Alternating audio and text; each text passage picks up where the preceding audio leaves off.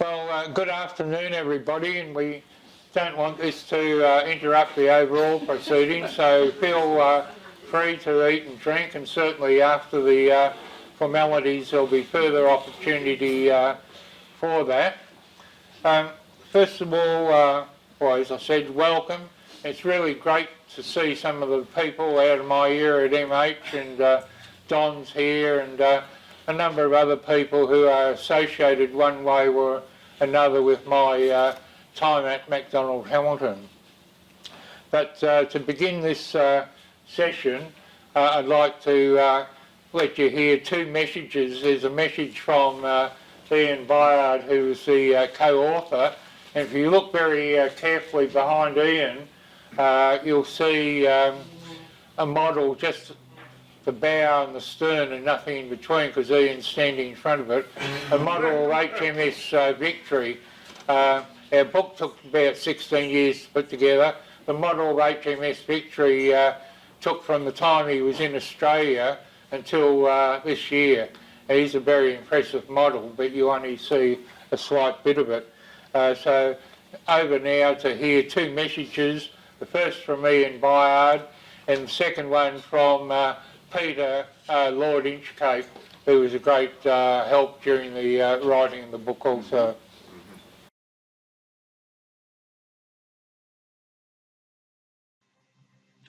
Hello, from South Oxfordshire. I am Ian. Sorry that I cannot be there to share in the festivities, especially to be with those of my former colleagues of the firm.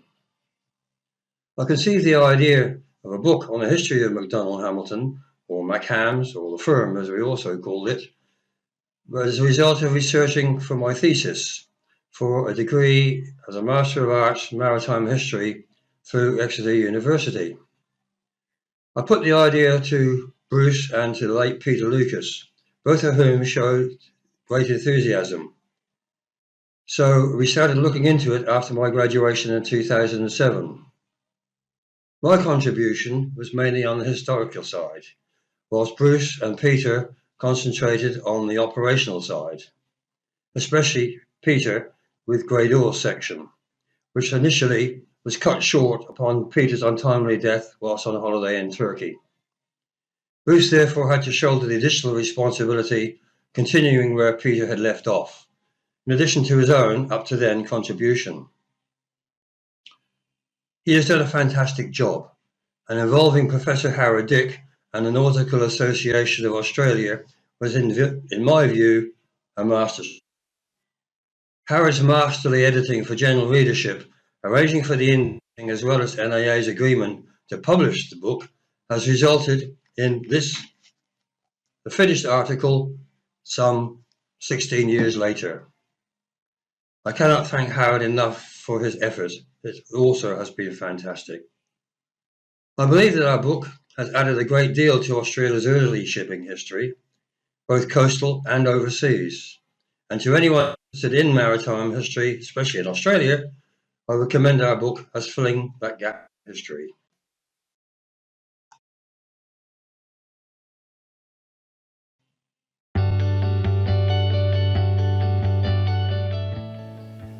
Good afternoon, ladies and gentlemen. Greetings from London. I'm Peter Inchcape, current head of the Inchcape family. Thank you for coming along to this launch of the book, The Agency, which I think I have read it. I think it's the most fantastic history of shipping, Australian development.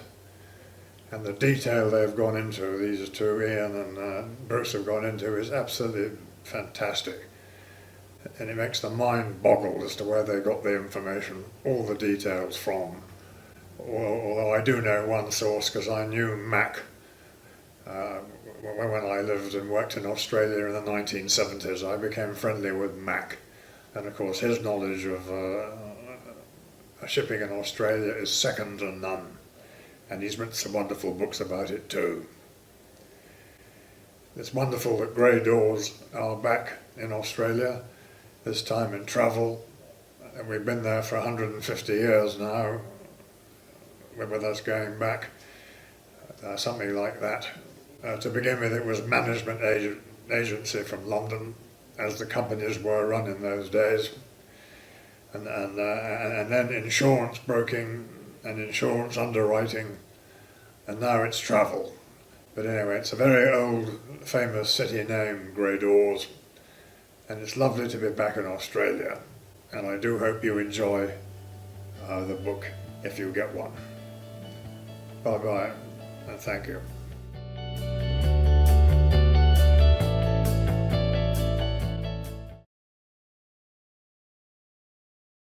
Right, just a little bit of the context of Macdonald Hamilton and the Inchcape family in Australia. In the late 19th century, Scots went out to India and East Africa to build and proclaim the empire for Queen Victoria.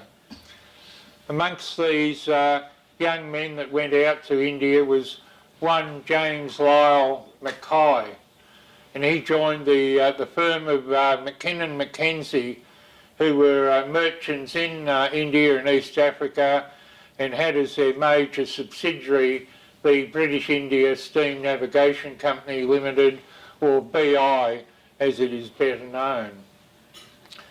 James came down to Australia and to really check out the operations of McKinnon's in Australia, and found that in many ways the firm was lacking. But he found amongst the employees two other enterprising Scots, Benjamin Wickham Macdonald himself, who had previously worked for McKinnon's in India, and David Hamilton, who was the son of another McKinnon's person, and David was a member of the local agency staff. Mackay saw the potential in these two men and decided to cancel McKinnon's direct representation in Australia and form a partnership under the name of Macdonald and Hamilton. And he made it clear to those two men that their future success lay very much on the operations of a local company, the Australasian United Steam Navigation Company. So that's the birth of Macdonald Hamilton in 1915, initially to act as managing agents of AUSN, as it was better known, and by 1917 to become the P&O agents. Back in the United Kingdom, James Lyle Mackay had risen to the pinnacle of McKinnon Mackenzie, and he engineered a reverse takeover whereby effectively the British India Steam Navigation Company acquired P&O.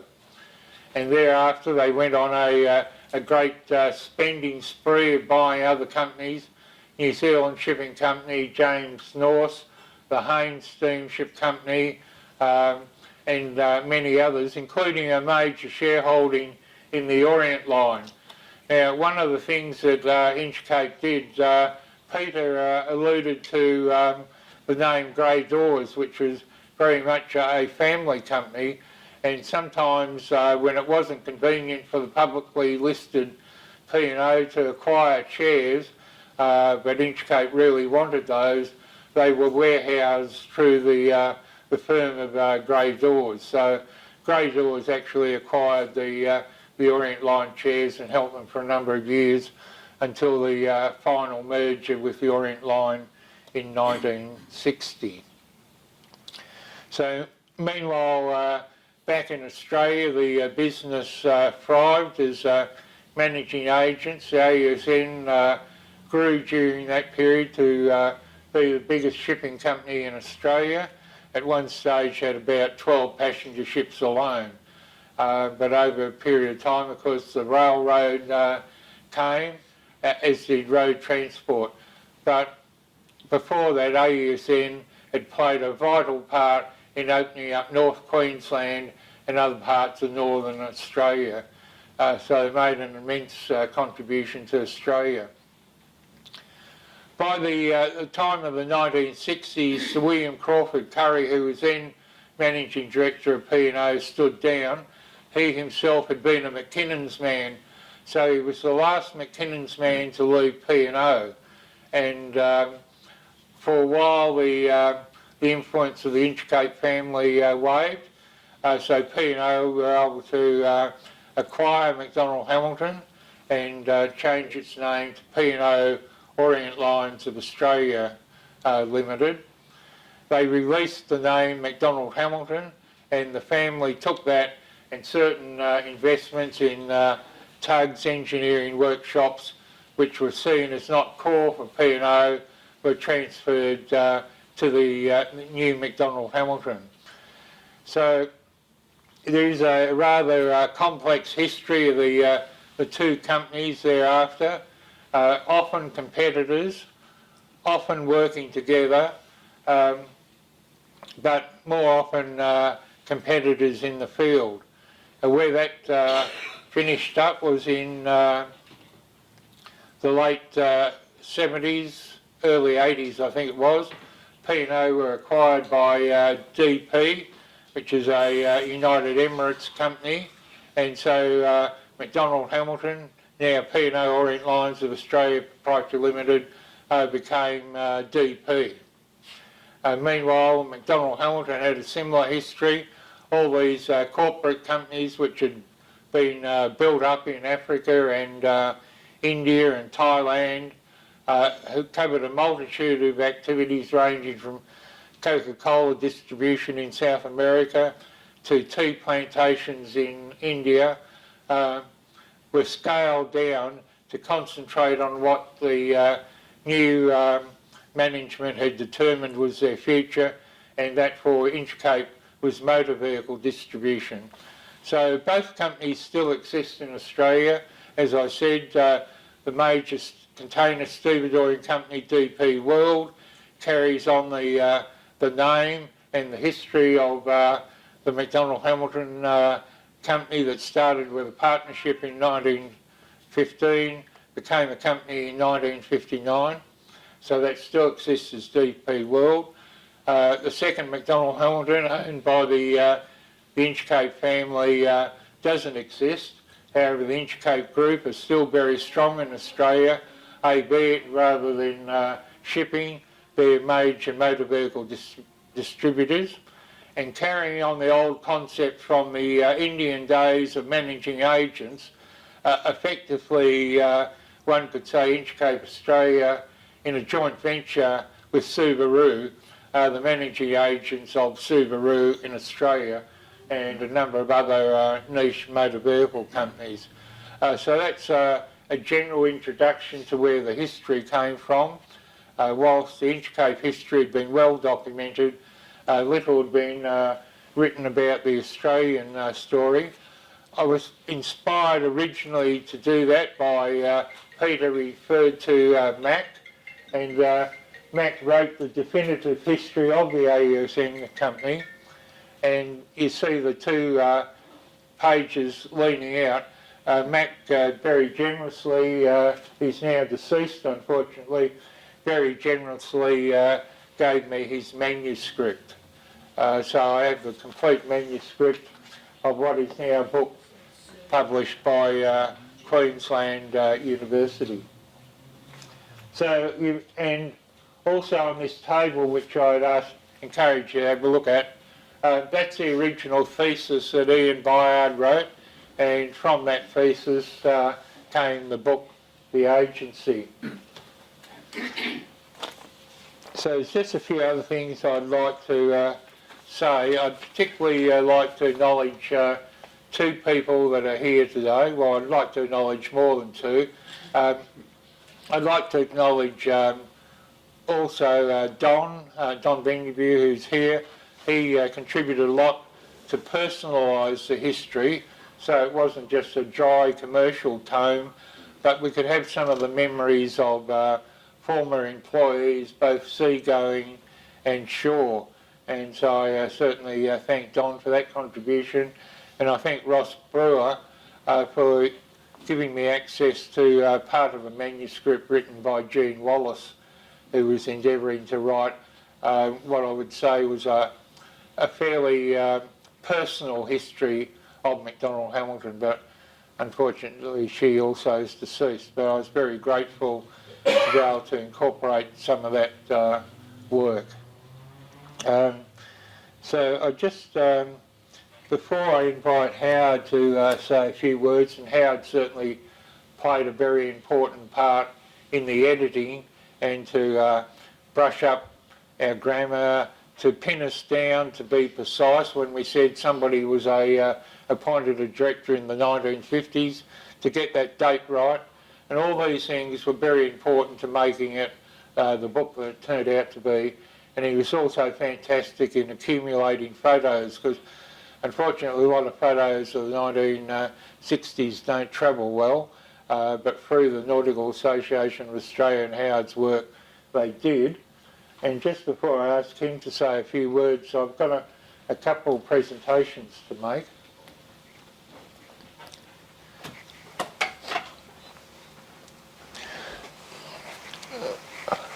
Percy Friend was my manager when I was at Macdonald Hamilton, and he was really a great mentor to me.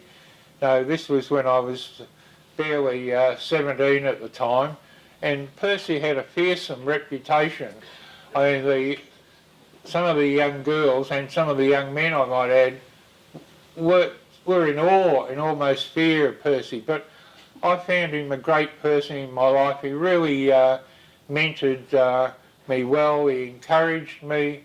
He challenged me to do more than I was then doing. And so I have a great regard for the time that he spent with me. I'll just recount briefly a story. This is the house flag of the Australasian United Steam Navigation Company. The decision was reluctantly made by Peter Inchcape's father that the family had poured as much money into the company as it could, and now it had to end. And the tradition was when a ship was in port, this flag would be flown from the masthead of our office at 311 Collins Street, or whichever shipping company it was. So sometimes there'd be a number of flags, P&O, Messageries, Maritime, E&A, etc. I was rather shattered by the sale, because it effectively brought to an end my hands-on shipping job. So I grabbed the flag from the flag locker and put it up to the flagpole. And Percy was coming back from lunch, and he's on the other side of Elizabeth and Collins Street to the office, and he looked up and he saw this flag. And so he strode in, "Mr. McBain, what's that AUSN flag flying from the flagpole?" And I said, "Well, I think we should fly it for the just to show what the AUSN company meant to this organisation." He said, "No, you can't do that. The rules are clear. Flags can only be up when a ship is in port of that particular company. Go upstairs and take it down immediately." I did, took it down, put it in my kit bag. So that's that story. So David, I'd just like to give you this copy of the book. The book has been dedicated to your father. Of the two of you, if Sorry, I may. I'll pick up the one. The light is a bit behind you, but nice to record it. Thank you. Thanks. Thanks very much. All right. And there was another person who was very important to both Ian and myself, and that was Ernie Olson. Now, Ernie was the deputy passenger manager for P&O in Melbourne, and also AUSN, and he'd had a life at sea as a purser before coming ashore on the various AUSN passenger ships, of which many are illustrated in this book. And there's also a photograph of the Ormiston, the last passenger ship, is in our hallway. And I'll just add also there's a photograph of the Docklands in the 1960s, which will bring back memories to many of what that area of Melbourne looked like prior to the high-rise development. So Ernie was a great mentor. Ian was in the passenger department, so he was particularly close to Ernie. One of the jobs of the junior, which I was in 1958, was to take telexes around the building. So a teleprinter was in the accounts department.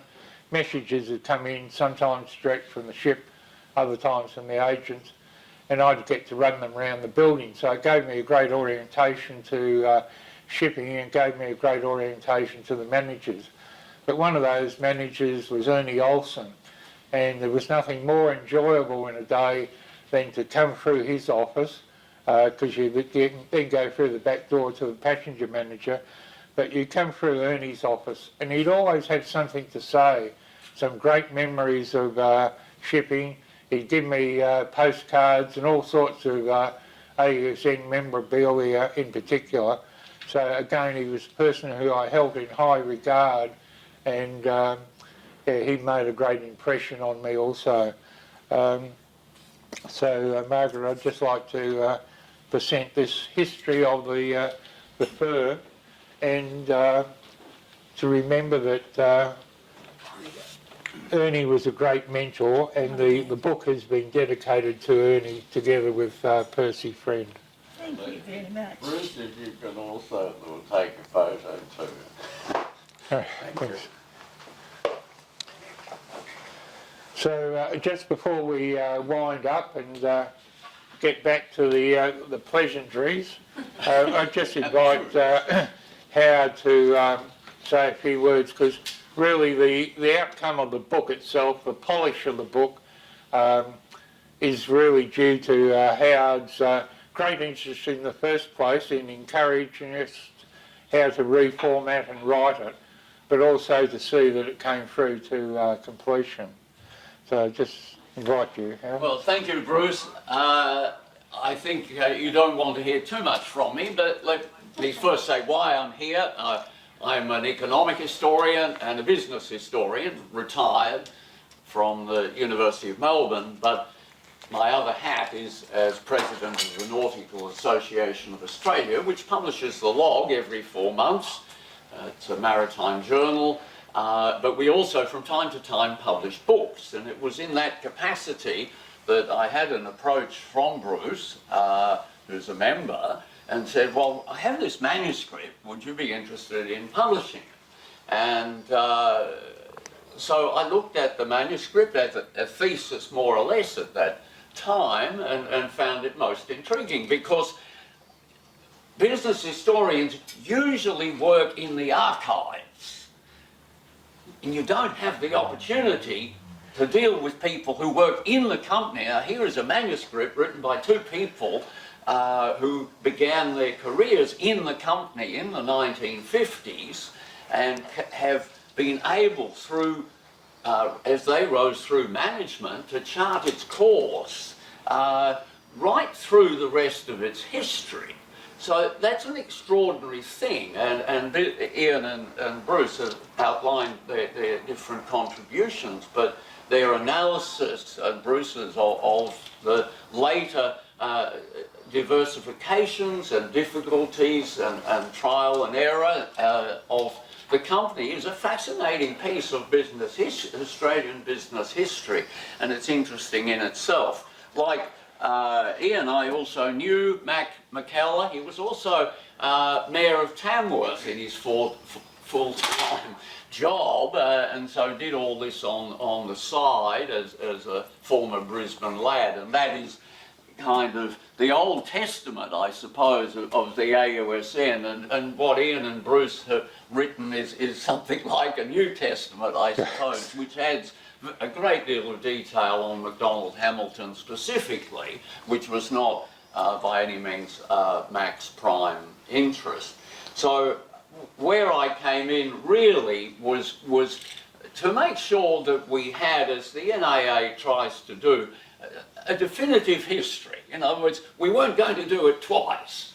We didn't need anyone else to come in later and do the job. So we dotted all the I's and we crossed all the T's, as Bruce said. We brought in the photographs, and it was a great pleasure to work with them both, and I must thank them for their patience and cooperation, and because it did all add to the amount of time it took. I will also say just how grateful we all are for the support of Lord Peter Inchcape, who was generous with his support to Ian in the research phase, but also to us, and did underwrite by £1,000 the publication of the book. Otherwise it would have been more expensive than it is, but I think the price is not unreasonable. So I have no hesitation in agreeing with Bruce that this, and Ian and Lord Inchcape, that this will be a significant contribution to Australia's business and maritime history. And our committee was a little bit too conservative, I think, in the number that was initially printed, and I would be delighted to encourage the committee to print more copies if there are willing buyers out there. I think the wider the book is distributed and read, the better. So thank you all. It's terrific that you've all been able to come, and I apologise that I got lost in travelling across from Alexandra to here, and Lynn has been able to guide me to the right place. So I hope to meet you as we have a drink and something to nibble. So let me just say, what a fantastic achievement. I hope it gives all of you pleasure of having worked, or in some ways being associated with a remarkable company, one of the better ones. So, thank you all. Thanks, Howard. I just should add to what Howard said about the financial support that we got. We got financial support from Inchcape Australia Limited also, which was very generous and supported the publication, and they also made open to us open to me, all the past minute books of Macdonald Hamilton, and they supplied a staff member to help me go through that and do all the photocopying, and a great lunch at the end of the day. And as they're out in the hills in Sydney, they also supplied a car to pick me up in the morning, take me home of an evening. So they were fantastic supporters. So thank you very much for coming. There's plenty of food and drink, and so feel free to enjoy that and chat and just have a good time. And there'll be no seasickness afterwards. No. Yeah. Perhaps if I could just say, Oh, perhaps it would be remiss if we didn't thank Lynn and Bruce there for having us here this afternoon for such a magnificent afternoon of reminiscing. My name's Don Benvenue, and I now feel as though I'm the oldest Macdonald Hamilton member still alive. I started in 1954 with Macdonald Hamilton, and my boss was Lynn Crawford here, her father. Yes, not me, her father. And I had the pleasure of tutoring young Ross Brewer here, who rose to the heights of P&O, and so much so that if you wanted to go on a cruise, I had to use Ross as a reference to get that special concession that you got for P&O. And it's interesting that we see two ships here in the background. The Arcadia here is the ship that we went on our honeymoon. Elaine and I went on our honeymoon 1959 at a guinea a day, and we had to travel in bunks. They were the days. The other ship here is a B-class ship that I sailed in from Portland around to Adelaide through the backstay passage there, and I'd had a curry before lunch, which wasn't the smartest thing to do, I can tell you. But just a few anecdotes there. But we do thank Bruce and Ian for the magnificent work that they put in producing this. And another fortunate thing today is someone was missing. When I first started in '54, I started in the accounts department. That's because I was fairly good at maths at school, so they thought I might have made a good accountant. But unfortunately I paid the attention to the wrong figures. Now that little girl was to be here today, but took sick unfortunately. But it's good to see that Jeanette. So if you're watching this, Jeanette, my love goes to you, and that takes us back quite a few years. But thank you very much for the opportunity of saying a few words. All right, please eat and drink, and I'll just add to what was said about the curries. The men and the boys were sorted out at Macdonald Hamilton between those who went on a P&O ship and had a mild Goanese curry, and those who had the genuine stuff on a British India ship. So that's sort of one way marked your career, was how strong the curry could be. All right, eat and drink, please.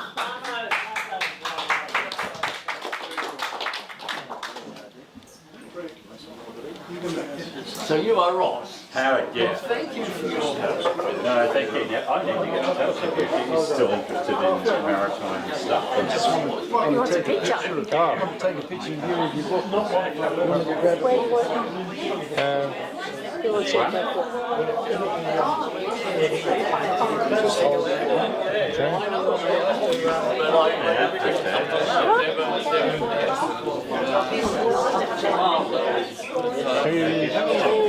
On our website, you'll see that we've got a lot about and really, really interesting. Currently, we're got a very big project. Which of the two books that you held up? Dan Vessel's maritime ships That one there. Yeah, I think that was the other one. Did I hold the faces up? Can you just hold it up? With their red hulls, I Except the first one, it's a white yeah, the white. But no, so Thank you. And just can hold the other one up. I don't know about some of this that we're doing. Well, let me look at the website. Yeah, I Bring think if me you up have a to look at the speed. websites, and I think it'll be a lot of fun. We're currently doing some podcasts, ex-people, sort of putting them on the web and things like that. So it's good. Well, it's a good crossover. Oh, okay. It's the Oh, next tremendous. extension. Thanks. We'll organise a copy Well, I of live in Europe. Yeah, okay. Yeah, very,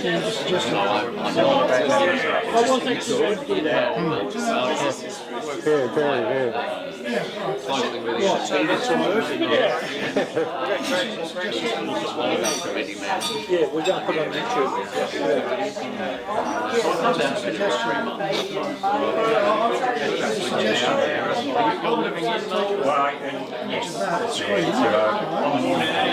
I see that screen on the forecast and I refer to what's on the screen.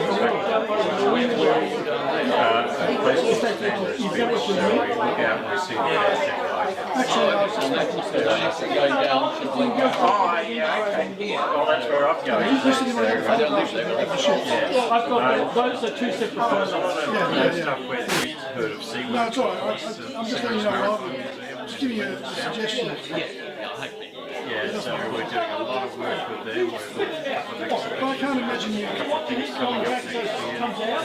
What I'm saying is that what I would do, I would take the image of that screen with those images on it, and possibly achieve that we set up in in the your end of recordings. 67 and make over Because when they're referring to it on the screen, it looks a bit better on the screen. It's just a recorder there, and you magazine. just looks more We've realistic. been publishing it now. It's Job. professional. So I would actually use that screen. Several But if you're using the photograph, Now, unfortunately, I haven't got copies with me today. Yeah, if you go to the website, if you typed in I would take a Nordic image of that Wall, as a secondary. I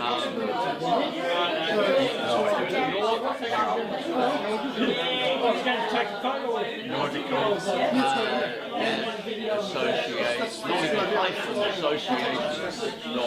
Oh, definitely. Just what's the name of the association? Now look, Nautical Association is great. Okay, Otherwise, I'll send it to you. Yep. So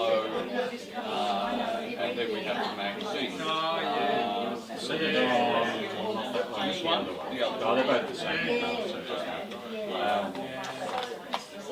But Nordic Association of Australia. So, that's in the Duke. Yeah.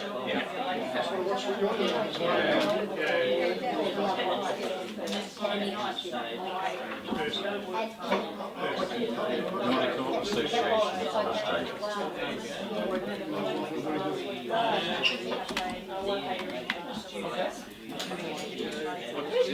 Yeah, there you are. So that would give Looks like the MUA. that's the old way. Yeah, it doesn't mean it's the old Australia. Okay. Oh yeah, well, we do a lot of work also with the University of WA. And sort of just over there, and we go over there and have meetings and everything as well. So basically, what we're trying to do is document particularly Australian coast, public history, members for many years. We've got a carpet, We've donated a magnificent model of the Alamo down at the Queenscliff Maritime Museum. We've set up with them a here we exhibit. We've got ashtrays, we've got Dakota's, the original brochure that they produced back in 1930, I think it was. And there's a couple of my friends here who used to work with them. My dad used to work with them there. before this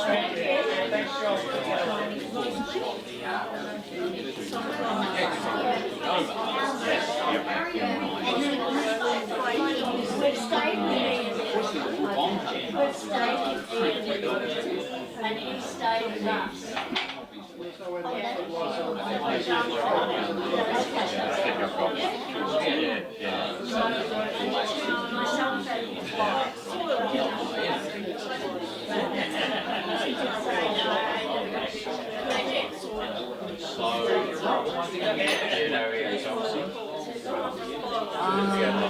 Yeah, he was His father was, that's right, yeah. My dad used to work for overseas. So, in Australia, he was a master mariner. So he worked with them sort of before the war. So yeah, it's a lot of history, a lot of... Yeah, it's a bit sad how it's collapsed down. the term of the century. Thank you. All right.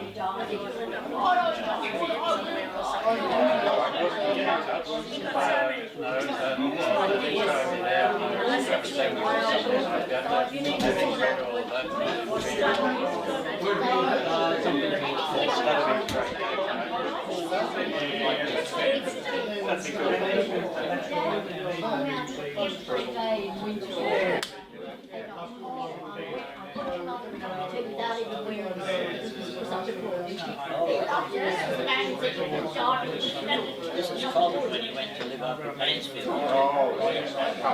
Yeah, exactly. And I love living on Well, you should see it, Ross. We've got something to show you.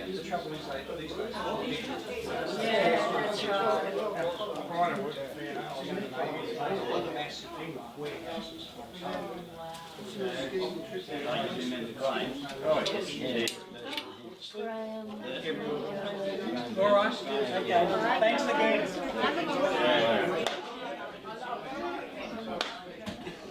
See you, Ross. Yeah, do you know you at all? No. John Connor. He took over my role as GNO. Oh, did he? Yeah. I see. And he's done a much better job than I did. And I was well.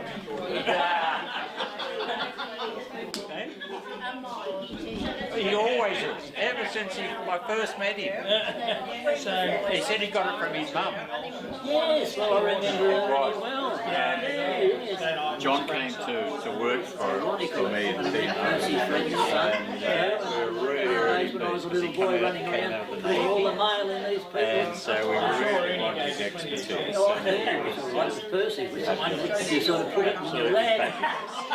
Didn't take your juniors too kindly. And here we are, At least he still laughs about it.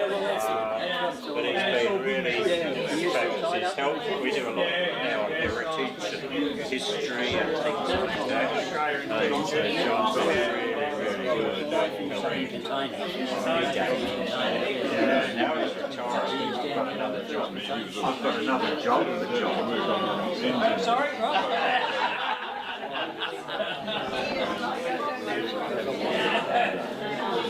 All right, we'll go. We'll be in touch. Lovely to meet you. Now you, Yeah, okay. I retired in 2004. That's it. Ross. Hang on.